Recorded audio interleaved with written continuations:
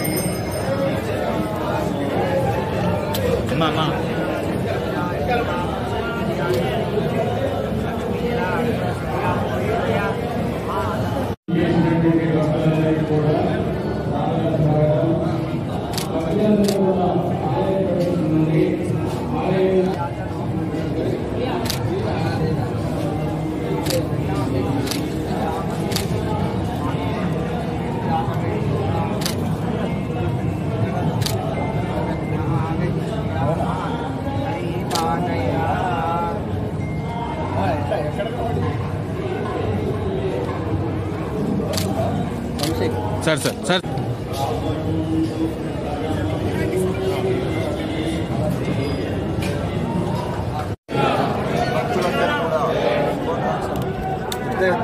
తాడుబంది Hanuman temple చాలా పురాతనం, చాలా పెద్ద ఎత్తున భక్తులు ఇక్కడ వస్తారు.